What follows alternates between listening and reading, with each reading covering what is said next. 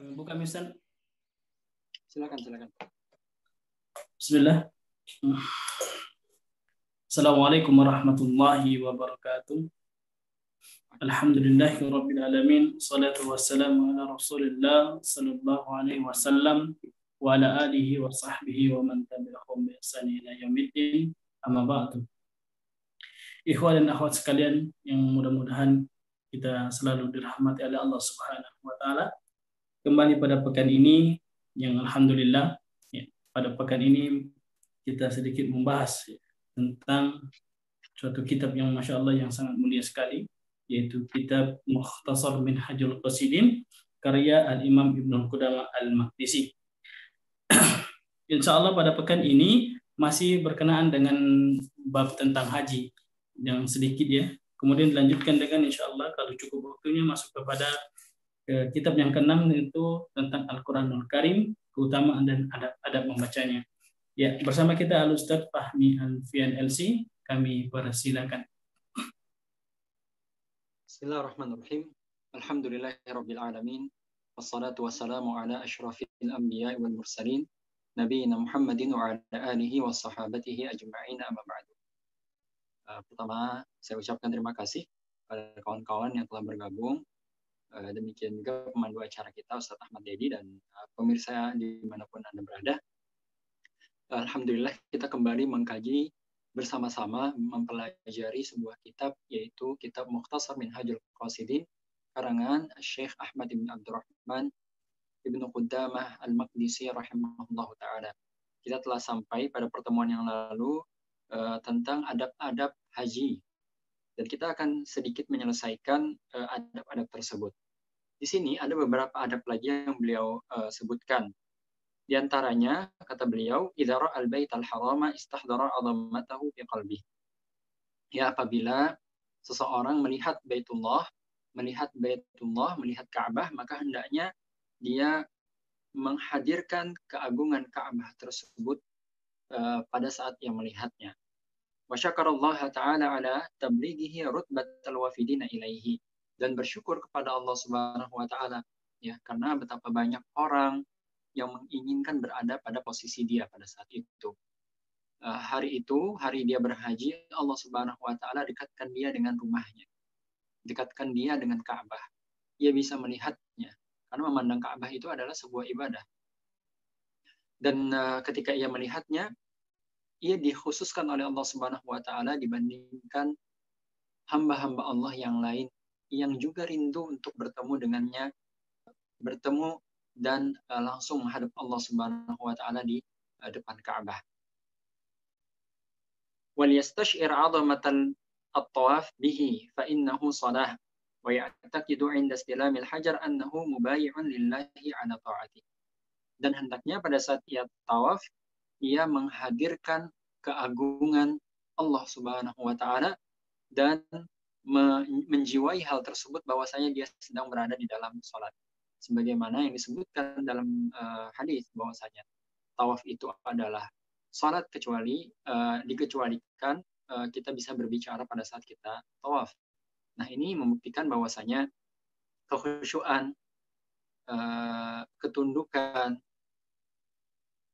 dan kerendahan hati yang kita munculkan pada saat kita salat, sebagaimana yang telah kita pelajari, hendaknya juga kita munculkan pada saat kita melaksanakan tawaf. Tunduk, patuh, rendah hati di hadapan Allah Subhanahu wa taala, berdoa memohon kepada Allah Subhanahu wa taala pada saat kita tawaf. Kemudian beliau mengatakan, wa ya'taqidu 'inda istilamil hajar annahu mubayyi'un lillahi 'ala ta'atihi. Ketika seseorang menyentuhkan tangannya ke Hajar Aswad, maka pada saat itu hendaknya seseorang meyakini bahwasanya ia telah menjulurkan tangannya untuk berbaiat kepada Allah Subhanahu wa taala, berbaiat untuk senantiasa taat, patuh kepada Allah. Wa yadummu ila dzalika 'azimatahu 'ala al-wafa'i bil bai'ah. Dan hendaknya ketika ia berjanji berbaiat kepada Allah Subhanahu wa taala untuk senantiasa taat tadi, ia juga hendaknya meyakini seyakin-yakinnya dan berazam sebesar-besarnya bahwasanya dia akan menunaikan janji tersebut kepada Allah. Janji untuk taat kepada Allah sepanjang hidupnya. Wal yatadzakkar bitta'alluqi bi astaril Ka'bah wal ilsaq bil multazam laja'a al-muznibu ila sayyidihi wa qurbil muhib. Dan seseorang yang menggantungkan dirinya ya di Ka'bah, menempelkan wajahnya dan pipinya serta dadanya di multazam, pada saat itu hendaknya ia mengingat bahwasanya dia sedang kembali kepada Allah Subhanahu wa taala. Sebagaimana seorang hamba ya, seorang budak kembali kepada tuannya. Demikian pula ketika seseorang dengan serta-merta menghinakan dirinya, menempelkan tubuhnya, menempelkan pipinya di multazam, kemudian berdoa kepada Allah Subhanahu wa taala, ia mengingat bahwasanya ia adalah seorang yang berdosa, seorang yang salah, seorang yang lalai selama di dunia ini, seorang yang punya banyak kesalahan, kemudian kembali kepada Allah Subhanahu wa taala dan mendekat kepadanya dengan penuh kecintaan, dengan penuh kerelaan. Sebagaimana seorang yang cinta kepada seseorang atau kepada orang yang lain, dia akan senantiasa berada di depan pintunya untuk mengemis cinta tersebut. Seperti itulah seorang hamba yang mencintai Allah Subhanahu wa taala berada di multazam di depan pintu Allah Subhanahu wa taala untuk mengemis cinta dan kasih sayang Allah Subhanahu wa taala. Apalagi selama dalam kehidupan di dunia sebelum-sebelumnya mungkin banyak melakukan kesalahan, kelalaian, lalai dari Allah, lalai dari akhirat, lalai bahwasanya akan ada yang namanya kematian. Pada saat itulah masa di mana dia menempelkan dirinya di bawah pintu Ka'bah atau di sampingnya, kemudian menjadikan dirinya sebagai seorang hamba yang merengek minta diberi belas kasih oleh Allah Subhanahu wa taala. Wa min dzalika idza sa'a baina Shafa wal Marwah. Setelah itu dia melakukan sa'i. Sa'i antara Bukit Shafa dan Bukit Marwah. Yan bagi an yumathilaha bi kaffatayil mizan wa taraddudihi bainahuma fi arsatil qiyamah aw taraddudil 'abdi ila babi daril malik idharan li khulusi khidmatih. Kata beliau di sini apabila seseorang melakukan amalan sa'i daripada Safa ya, pergi ke Safa kemudian pergi lagi ke Bukit Marwah, bolak-balik sampai 7 putaran ya. 7 putaran bolak-balik menuju Safa kemudian kembali ke Marwah. Kata beliau di sini hendaknya seseorang yang melakukannya mengingat bahwasanya ada yang namanya timbangan yang memiliki 2 daun ya. Timbangan untuk kebaikan seseorang ya, dan timbangan untuk kejelekan seseorang. Ingat 2 sisi tersebut. Ada kebaikan, ada keburukan. Kemudian kata beliau di sini apabila seseorang melakukan sa'i di antara Safa dan Marwah, hendaknya juga dia mengingat bahwasanya dia akan melakukan sa'i tersebut pada hari kiamat kelak. Dia akan mondar-mandir tidak karuan nanti pada hari kiamat kelak. Maka hendaknya ia mengingat masa-masa itu. Demikian pula kata beliau, apabila ya kita perandaikan atau kita andaikan ada seorang pelayan ya, kita taruhlah diri kita sekarang duduk di depan pintu seorang raja. Kemudian masuk pelayan si A ini masuk ke dalam ruangan raja. Kemudian keluar lagi. Kemudian masuk lagi, bolak-balik terus begitu. Maka kita akan menganggap pelayan ini adalah pelayan yang begitu loyal, begitu antusias melayani, berkhidmat kepada sang raja. Maka demikianlah seorang yang sa'i, bolak-balik, mondar-mandir, maka dalam keadaan seperti itu hendaknya dia mengingat bahwasanya dia dilatih oleh Allah Subhanahu wa taala untuk taat dan untuk loyal serta dengan sepenuh hati berkhidmat kepada Allah Subhanahu wa taala, mengibadahi, menyembah Allah Subhanahu wa taala di dalam hidupnya. Demikian pula ya, sebagian ulama mengartikan bolak-balik Safa dengan Marwah itu bahwasanya Allah Subhanahu wa taala menyukai orang yang tawwab. Apa itu tawwab? Tawwab ya, berbeda dengan taib. Dalam bahasa Arab taba yatubu taib. Taba yaitu bertaubat, yatubu sedang bertaubat atau akan bertaubat, ya. Taib orang yang bertaubat. Nah, namun Allah Subhanahu wa taala menggunakan kata yang lain di dalam Al-Qur'an. Innallaha yuhibbut tawwabina. Allah mengatakan sesungguhnya Allah mencintai at-tawwabin. Allah tidak mengatakan sesungguhnya Allah mencintai at-taibin. Kata para ulama ini serupa dengan sa'i, orang bolak-balik. Kenapa? Karena orang yang tawab itu adalah orang yang gemar bertaubat. Berbeda dengan taib.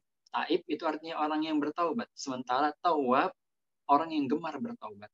Salah sedikit bertaubat lagi kepada Allah Subhanahu wa taala.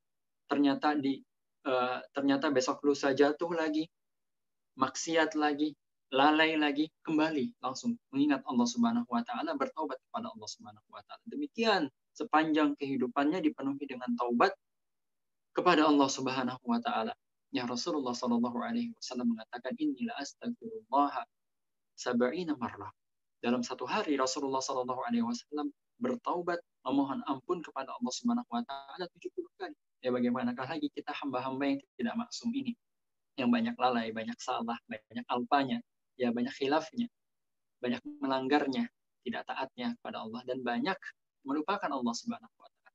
Nah, ketika seseorang tawaf, sa'i antara Safa dan Marwah, ya, dia bolak-balik Bukit Safa lagi ke Bukit Marwah lagi, bolak-balik seperti itu mengisyaratkan bahwasanya dia tidak pernah lelah untuk kembali kepada Allah Subhanahu wa taala walaupun dia terjatuh nanti ke depannya. Terjatuh lagi ke dalam dosa, dia akan kembali lagi. Dia melakukan kelalaian lagi, dia akan kembali lagi. Terus seperti itu. Demikian Allah Subhanahu wa taala mendidik kita. Sementara ulama yang lain mengatakan Safa dan Marwah ini ditunjuk oleh Allah Subhanahu wa taala sebagai tempat ibadah, ya, masyair, sebagai bagian daripada syiar-syiar Allah Subhanahu wa taala. Ya. Kenapa tidak bukit yang lain? Padahal banyak sekali bukit di Mekah. Kenapa harus bukit Safa dan Marwah? Ya. Kalau kita baca sejarahnya, tentu kita akan mengingat lagi perjuangan ibunda Nabi Ismail alaihissalam. Bayangkan seorang wanita sendirian, punya anak bayi, air susunya habis, makanannya juga selesai sudah. Kemudian ia bolak-balik dari Safa dan Marwah, naik lagi ke Safa, mencari air, tidak ada air. Pindah lagi ke Bukit Marwah untuk meyakinkan, ya, tidak ada lagi air. Kembali lagi ke Bukit Safa, jangan-jangan ada sisi yang tidak terlihat atau akan ada kafilah yang akan berlalu. Dan seterusnya itu sampai 7 kali. Menunjukkan bahwasanya, ya, ini menunjukkan seseorang untuk selalu dan senantiasa mengingat pengorbanan seorang Hajar alaihassalam, dan juga mengingat ibundanya ketika ia sa'i, dia mengingat pengorbanan seorang ibu.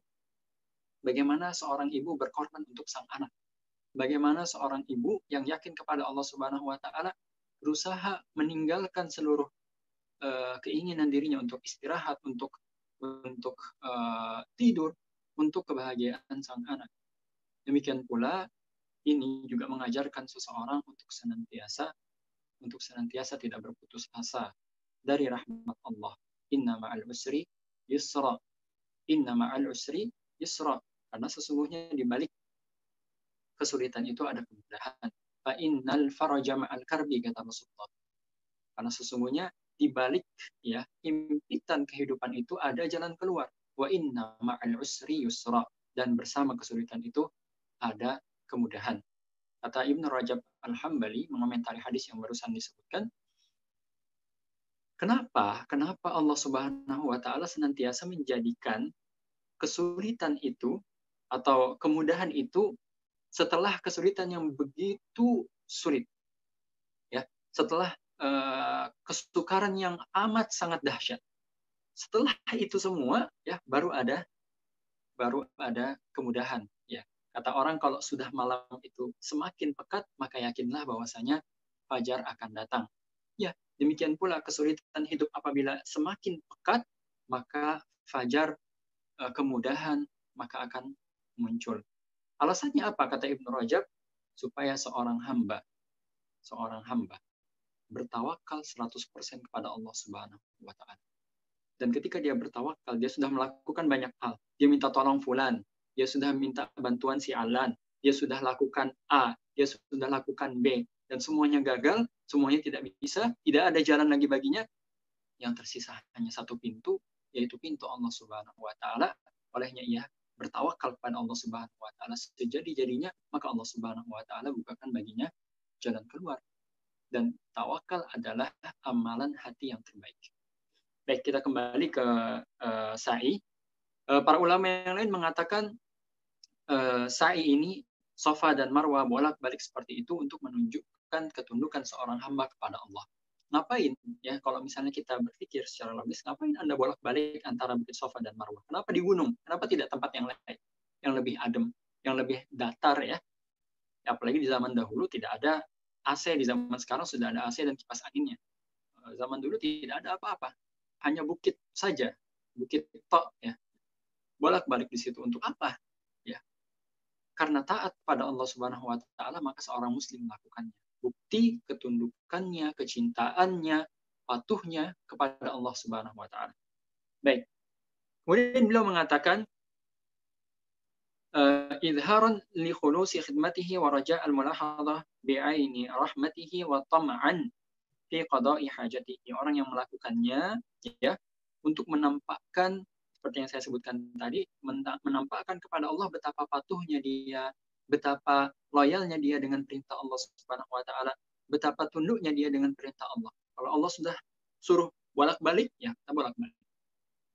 Bolak-balik Safa Marwah, tawaf di situ ya, tawaf antara ya. Sa'i ini juga disebut tawaf antara Safa dan Marwah. Kemudian kata beliau raja al-mulahadhah bi'aini rahmah, supaya Allah Subhanahu wa Ta'ala bisa memandangnya dengan pandangan rahmat. Dan yang terakhir adalah tam'an fi qada'i hajatihi, ya, rasa ingin, rasa butuh untuk dituntaskan, ditunaikan segala macam kebutuhan hidupnya di dunia dan di akhirat. Wa ammal wuquf di Arafah. Adapun wukuf di Arafah. Ya, wukuf di Arafah ini adalah amalan terpenting dalam ibadah haji. Ya, al-hajju Arafah kata Rasulullah. Haji itu adalah Arafah.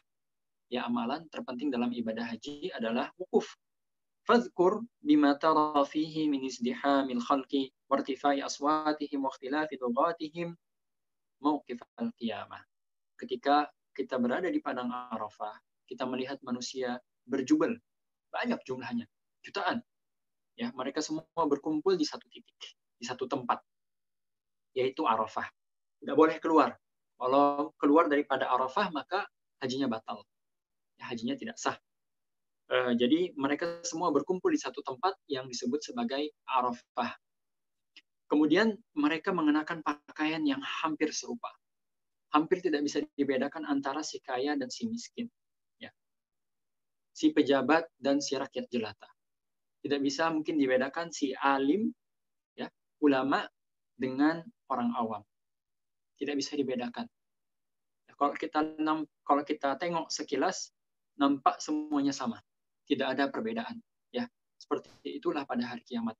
Yaitu potret miniatur hari kiamat Allah Subhanahu wa Ta'ala tunjukkan pada waktu itu. Pada waktu seorang berkumpul di hari Arafah. Kata beliau, ketika melihat jutaan manusia berkumpul, penuh, sesak, kemudian suara mereka diangkat berdoa kepada Allah Subhanahu wa Ta'ala, kita mendengar suara gemuruh manusia di sana sini, maka ingatlah pada saat itu hari di mana kita berbangkit menghadap pada Allah Subhanahu wa Ta'ala dan berkumpulnya manusia pada padang mahsyar. Makanya pada pertemuan yang lalu kita ingatkan bahwasanya haji ini adalah miniatur hari kiamat. Seorang yang sudah berhaji hendaknya memperhatikan bahwasanya kiamat itu sudah dekat, entah kiamat dirinya atau kiamat dunia ini. Ya. Makanya satu teguran buat diri saya dan semuanya, ya, kalau sudah berhaji harusnya ada perubahan. Karena kita melihat miniatur hari kiamat. Kita melihat bagaimana nanti kita dibangkitkan. Kita melihat bagaimana nanti kita dikumpulkan oleh Allah Subhanahu wa Ta'ala. Ya, ditanyai satu-satu. Setiap hamba berdiri di hadapan Allah Subhanahu wa Ta'ala, laisa bainahu wa bainahu turjuman. tidak ada antara Allah dan dirinya satu orang penerjemah pun, satu orang perantara. Hanya dia dengan Allah Subhanahu wa taala. Fa'idza ramaital jimar, kata beliau di sini, apabila kamu melempar jumrah, faqsid bidzalika qiyad li amrin wa idhar riqqi wal ubudiyati wa mujarradil imtithali min ghairi hadzin nafs. Kata beliau, ketika engkau pergi melempar jumrah, melempar batu yang jumlahnya 7 itu, Allahu Akbar, sampai 7 di satu titik, ya, satu titik tertentu, Jamratul Aqabah, pada hari ke-10 di Dzulhijjah, orang melempar di satu titik saja yang dilempar. Kan ada 3 tuh ya, ada 3 titik yang paling terakhir atau jamrah yang paling terakhir yang dilempar pada saat itu. Nah, ketika kita melempar, ya, kita harus melempar di tempat tertentu. Batunya juga ditentukan oleh syariat. Bukan batu yang besar, ya, bukan batu yang besar, bukan juga batu yang terlalu kecil seperti biji biji wijen, bukan terlalu kecil. Namun sekedar sekecil peluru atau sekecil biji kurma lah, atau lebih kecil daripada itu. Kemudian harus melempar 7 kali. 7 kali. Dilemparkan di satu titik pada waktu tertentu juga. Semuanya ditentukan oleh Allah Subhanahu wa taala. Namun kalau kita pikir-pikir, untuk apa kita melakukan itu? Untuk apa kita melakukan itu? Kata para ulama, ya, kita tadi sudah pernah sebutkan pada 2 pertemuan atau 3 pertemuan yang lalu, ada ibadah-ibadah, ya, yang tidak bisa dipahami maknanya untuk menunjukkan bahwasanya kita ini adalah hamba dan kita ini disuruh-suruh dan kita harus nurut dan kita harus mengikuti apa yang disuruhkan, apa yang diperintahkan. Demikianlah yang terjadi pada amaliyah melempar jumrah. Kita adalah hamba, kita ini tunduk kepada Allah. Syariat memerintahkan untuk melempar 7, kita lempar 7. Batunya tidak boleh besar, tidak boleh terlalu kecil. Ya. Kemudian juga di tempat tertentu, bukan di tempat sembarangan. Dan yang terakhir, di waktu tertentu, bukan sembarang waktu. Nah, menunjukkan bahwasanya kita memang adalah seorang hamba yang diatur dalam berbagai macam urusan kita. Dan ketika kita taat pada saat haji, harusnya juga ketika kita di kampung halaman kita juga kita taat pada yang memerintahkan kita. Kamu taat pada saat kamu disuruh melempar jumrah. Kamu di Mekah, kamu taat. Kenapa ketika kamu berada di tanah air, kamu tidak taat? Yang memerintahkan kamu melempar jumrah adalah dia yang memerintahkan kepadamu untuk menggunakan hijab. Yang memerintahkan kamu untuk melempar, ya, jumrah 7 kali, 7 batu, ya. Dialah pula yang memerintahkan kamu untuk meninggalkan riba.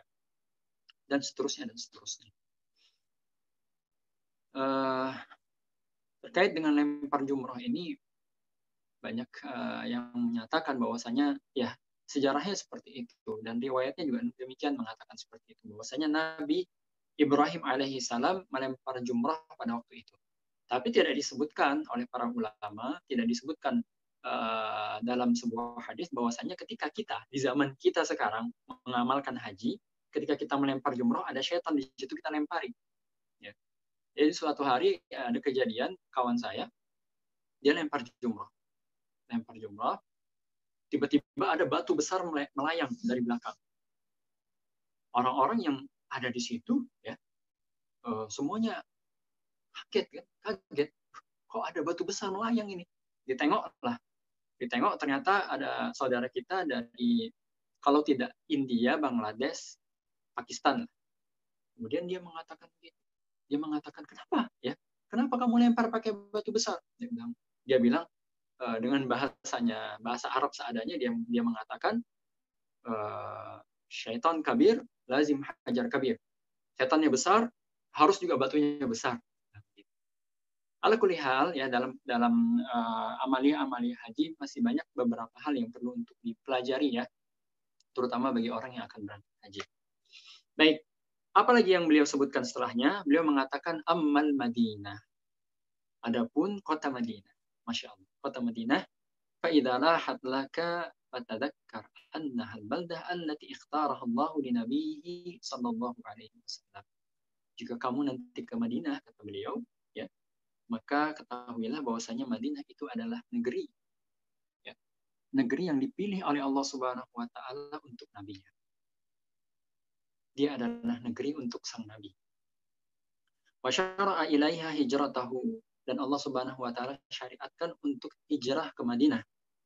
Wa ja'ala fiha baitahu, dan Allah Subhanahu wa taala jadikan di dalam Madinah tersebut rumahnya.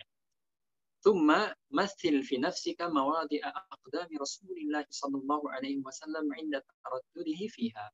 Ketika Anda tiba di Madinah, kata beliau, bayangkan jejak-jejak kaki Rasulullah sallallahu alaihi wasallam, di mana sang nabi dulu menginjakkan kakinya, di mana sang nabi dulu menapakkan kebaikan-kebaikannya, menyebarkan kebaikan-kebaikannya di tengah-tengah umat ini.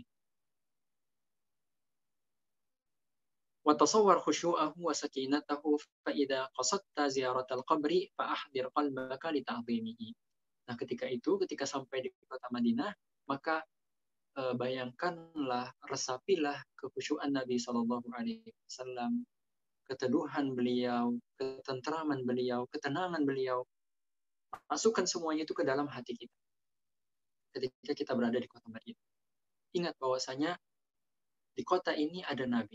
Di kota ini dulu 100 tahun yang lalu, mohon maaf, 1400 tahun yang lalu, Nabi kita Shallallahu Alaihi Wasallam berada di kota ini, disambut dengan sahabat-sahabat yang begitu mulia.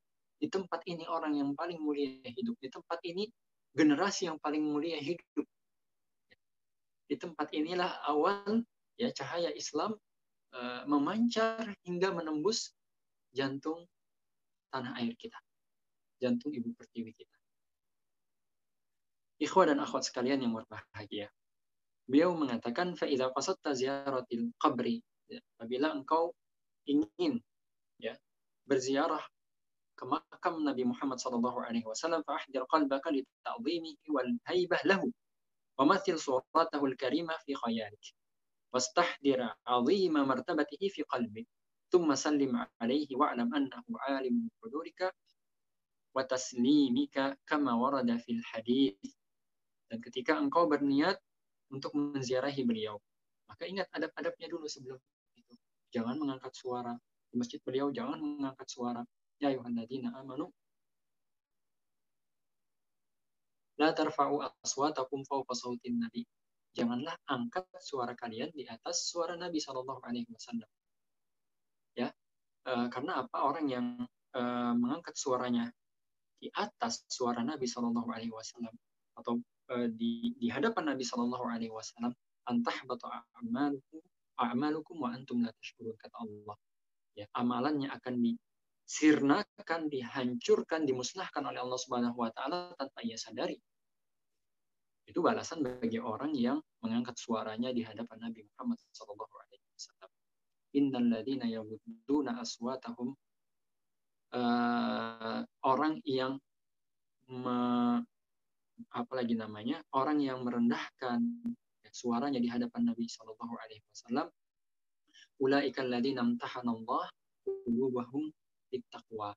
Orang inilah yang diuji keimanannya, ketakwaannya yang ada di dalam hatinya oleh Allah Subhanahu wa taala. Orang inilah yang berhasil untuk melewati ujian ketakwaan tersebut. Ya, karena Allah melarang untuk mengangkat suara di hadapan Nabi.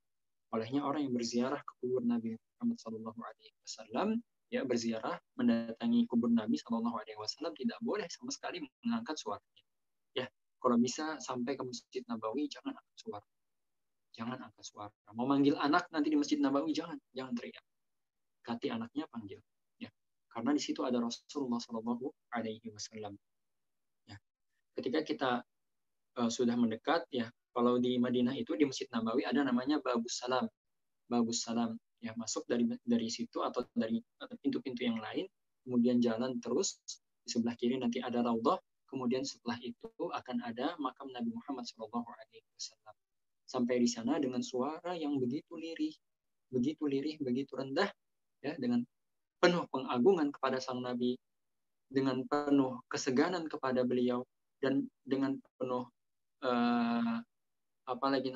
ketundukan atas keagungan beliau, keteduhan beliau, ketenangan beliau, ucapkan salam kepada beliau. Assalamualaikum ya Rasulullah.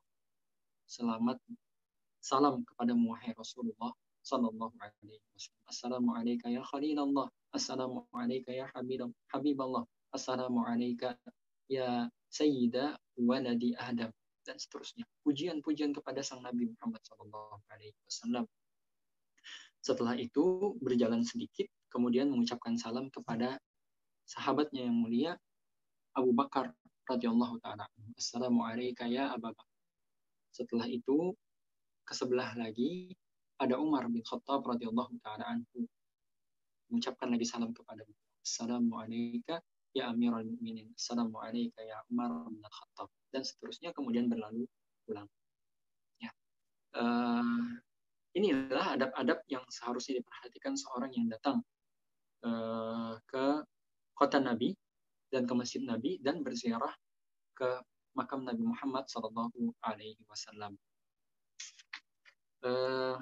Bagaimana Ustaz? Jadi kita ambil kitab Adabul Quran atau nanti saja, karena di sini sudah masuk juga waktu sholat asar. Ustaz Dedi.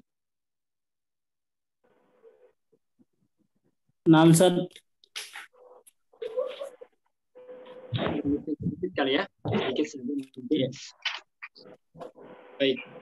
Itu ada wa dzikri fadlihi. Baik. Beliau pindah pada kitab yang berikutnya, pembahasan yang berikutnya, kata beliau adab Al-Quran Al-Karim, wa dzikri fadlihi, dan keutamaan fadilah Al-Quran. A'zam fadailil Quran Al-Karim annahu kalamullah. Ya. Kata beliau di sini, fadilah yang paling utama yang dimiliki Al-Quran itu, dia adalah kalamullah. Dia adalah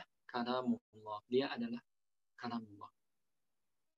Waqad madahahullahu ta'ala fi ayatin katsiratin kaqaulihi ta'ala. Allah Subhanahu wa ta'ala telah memuji Al-Quran dalam ayat-ayatnya di dalam Al-Quran sendiri. Misalnya dalam firman-Nya, wa hadza kitabun anzalnahu mubarakan. Dan inilah kitab yang kami turunkan penuh dengan keberkahan. Artinya Al-Quran itu penuh dengan keberkahan, dan segala sesuatu yang terkait dengan Al-Quran penuh berkah. Al-Quran diturunkan bulan Ramadan penuh berkah. Ya, Al-Quran diturunkan ya kepada Nabi Muhammad sallallahu alaihi wasallam. Nabi Muhammad sallallahu alaihi wasallam adalah manusia yang paling berberkah. Al-Quran diturunkan pada malam Lailatul Qadar. Malam Lailatul Qadar adalah malam penuh berkah. Kemudian Jibril alaihi salam yang membawa Al-Quran itu pada Nabi Muhammad sallallahu alaihi wasallam adalah yang paling afdal, yang paling terpuji, yang paling agung, yang penuh. Ya. Dan segala bentuk, segala hal yang terpaut, yang terkait dengan Al-Quran, maka dia akan tertular keberkahan. Maka jika Anda sekarang memiliki waktu untuk mempelajari Al-Quran, maka itu tanda Allah Subhanahu wa ta'ala akan membubuhkan keberkahan di dalam kehidupan Anda. Jika anak Anda hari ini menghafal Al-Quran, mempelajari Al-Quran, maka itu tanda bahwasanya Allah Subhanahu wa ta'ala akan menyemai keberkahan dalam keluarga Anda. Dan jika Anda hari ini bercita-cita ingin menjadi penghafal Al-Quran, bercita-cita ingin mempelajari Al-Quran, atau bercita-cita ingin membantu orang lain mempelajari, menghafalkan Al-Quran, maka tanda bahwasanya Allah Subhanahu wa ta'ala menginginkan kebaikan bagi diri. Allah Subhanahu wa ta'ala berfirman, "Inna hadzal Qur'ana yahdi lillati hiya aqwam." Sesungguhnya Al-Quran ini menunjukkan kepada jalan yang lurus. Allah Subhanahu wa ta'ala mengatakan, "La ya'tihil batilu min baini yadayhi wala min khalfihi." Tidak ada kebatilan yang datang dari depan dan dari belakangnya. Kemudian dalam hadis yang diriwayatkan oleh Imam Bukhari dari Utsman bin Affan radhiyallahu taala anhu bahwasanya Nabi Muhammad sallallahu alaihi wasallam bersabda, khairukum man ta'allamal Qur'an wa 'allamah. Yang terbaik bagi kalian, ya orang yang terbaik di antara kalian adalah orang yang mempelajari Al-Qur'an dan mengajarkannya. Dari Anas radhiyallahu taala anhu, beliau berkata, Rasulullah sallallahu alaihi wasallam bersabda, "Inna lillahi azza wa jalla ahlain minan nas." Qila, "Man hum ya Rasulullah?" Qala, "Ahlul Qur'an, hum ahlullahi wa khassatuh."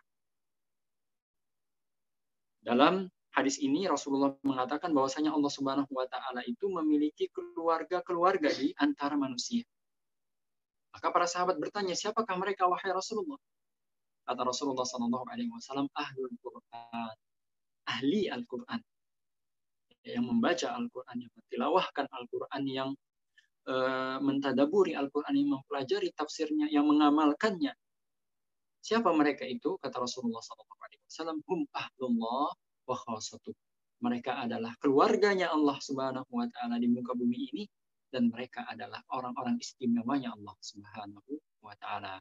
Terakhir, sebelum kita tutup dan menyebutkan fadilah yang lain, cara mengukur diri kita, kedekatan kita dengan Allah Subhanahu wa taala adalah dengan Al-Qur'an.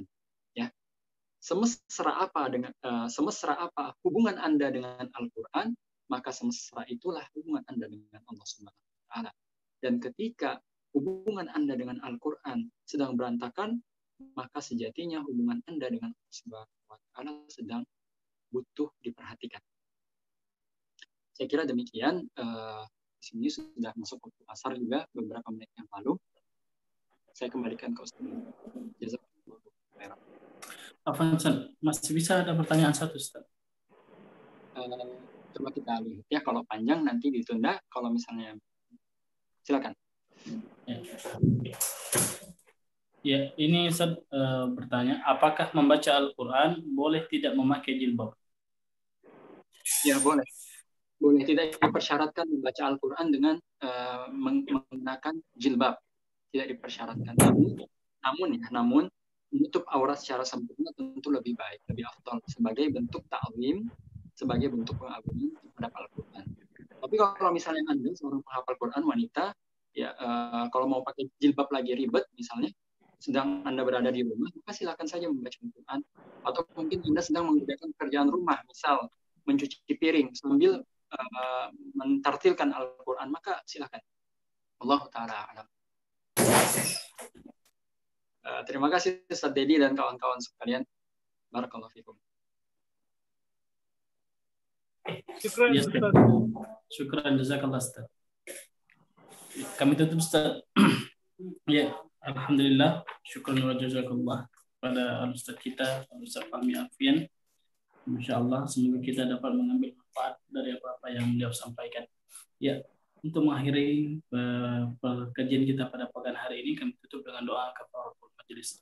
Subhanakallahumma wa bihamdika, asyhadu an la ilaha illa anta, astaghfiruka wa atubu ilaik. Assalamualaikum warahmatullahi wabarakatuh.